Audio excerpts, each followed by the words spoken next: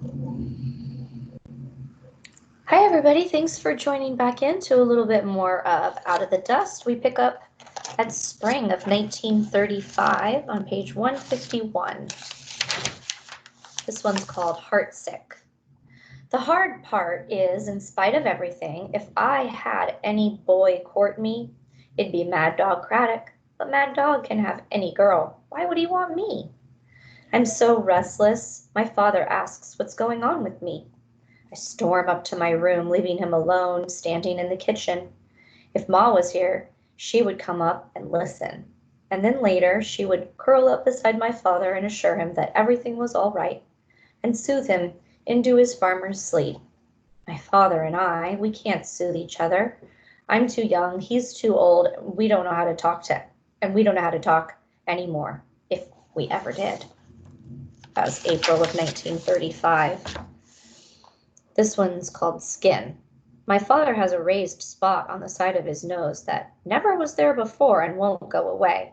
And there's another on his cheek and two more on his neck, and I wonder why the heck is he fooling around? He knows what it is. His father had those spots too. That was April of 1935. Those little spots are cancer from the sun. This one's called Regrets. I never go by Arlie's anymore. Still, every week he comes to school to teach, and sometimes I bump into Vera or Miller Rice or Mad Dog. They are always kind. They ask after my father. They ask how my hands are feeling. I cross my arms in front of me tight so my scars won't show. These days, Mad Dog looks at me halfway between picking a fight and kindness. He walks with me in a ways some afternoons, never says a word. He's quiet once the other girls go off. If I've had enough of a quiet man. I've had enough of quiet men. I ought to keep clear of Mad Dog, but I don't. April 1935. Fire on the Rails, this one's called. I hate fire, hate it. But the entire Oklahoma panhandle is so dry, everything is going up in flames. Everything too ready to ignite. Last week, the school caught fire. Damage was light on account of it being caught early. Most kids joked about it the next day, but it terrified me. I could hardly go back in the building. And this week, 3 boxcars in the train yard burned to ash. Jim Goen and Harry Kessler spotted the fire, and that was a miracle considering the fierceness of the dust storm at the time. The fire boys tore over, but they couldn't put the blaze out without water. And water is exactly what they didn't have. So they separated the burning cars and moved them down a siding away from any little thing that might catch in the flame if the flames hopped. It was all they talked about at school. The dust blew, they say, so you'd think it would have smothered the fire out. But the flames, crazy in the wind, licked away at the wooden frames of the 3 boxcars until nothing remained but warped metal and twisted rails, scorched dirt, and charred tires. No one talks about fire right to my face. They can't forget how fire changed my life. But I hear them talking anyway. It's April of 1935, and so is this. This one's called The Mail Train. They promised through rain, heat, snow, and gloom, but they never said anything about dust. And so the mail got stuck for hours, for days on the Santa Fe because mountains of dust had blown over the tracks because blizzards of dust blocked the way. And all the time, as the dust beat down on the cars, a letter was waiting inside a mailbag. A letter from Aunt Ellis, my father's sister, written just to me, inviting me to live with her in Lubbock. I want to get out of here, but not to Aunt Ellis and not to Lubbock, Texas. My father didn't say much when I asked him what I should do. Let's wait and see, he said. What's that supposed to mean? This one's called Migrants. We'll be back when the rain comes, they say, pulling away with all they own, draining the springs of their motor cars. Don't forget us. And so they go, fleeing the blowing dust, fleeing the fields of brown-tipped wheat, barely ankle-high and sparse as the hair on a dog's belly. We'll be back, they say, pulling away toward Texas, Arkansas, where they can rent a farm, pull in enough cash, maybe start again.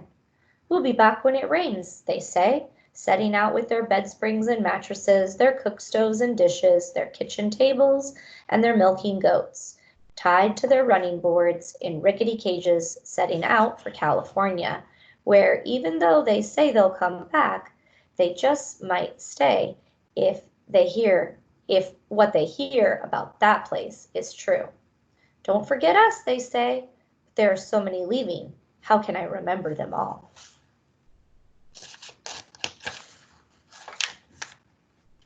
This one's called Blankets of Black.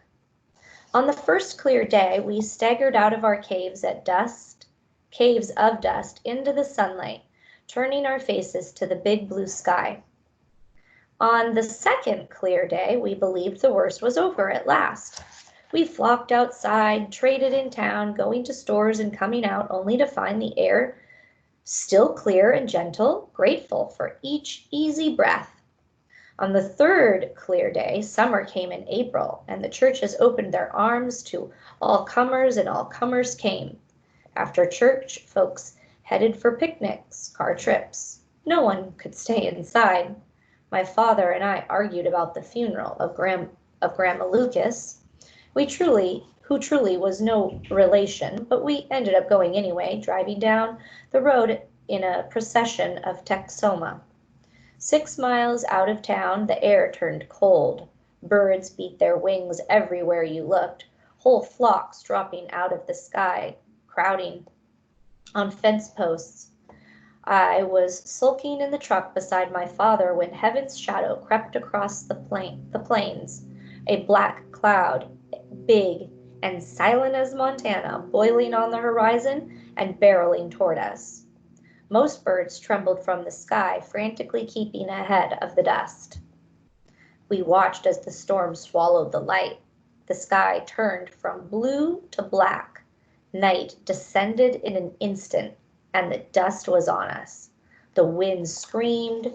The blowing dirt ran so thick I couldn't see the brim of my hat as we plunged from the truck, fleeing. The dust swarmed like it had never swarmed before. My father groped for my hand, pulled me away from the truck. We ran, a blind pitching toward the shelter of a small house, almost invisible, our hands held tight together, running toward the ghostly door, pounding on it with desperation. A woman opened her home to us, all of us, not just me and my father, but the entire funeral procession, and one after another, we tumbled inside, gasping, our lungs burning for want of air. All the lamps were lit against the dark. The house, dazed by dust, gazed weakly out. The walls shook with a howling wind. We helped tack up sheets on the windows and doors to keep the dust down. Cars and trucks were unable to go on, their ignitions shorted out by the static electricity, opened up and let out more passengers who stumbled for shelter. One family came in, clutched together their pod, divining the path with a long wooden rod. If it hadn't been for the company, this storm would have broken us completely. Broken us more thoroughly than the plow had broken the Oklahoma sod. More thoroughly than my burns had broken the ease of my hands.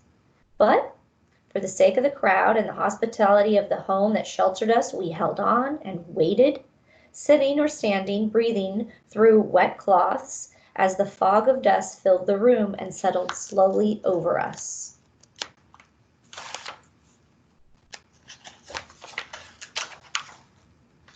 When it let up a bit, some went out to bury Grandma Lucas, but my father and I, we cleaned the thick layer of grime off the truck, pulled out of the procession, and headed on home, creeping slowly along the dust-mounded road. When we got back, we found the barn half covered in dunes. I couldn't tell which rise of dust was Ma and Franklin's grave. The front door hung open, blown in by the wind. Dust lay 2 feet deep in rippled waves across the parlor floor. Dust blanketed the cook stove, the icebox, the kitchen chairs, everything deep in dust, and the piano buried in dust. While I started to shovel, my father went out to the barn.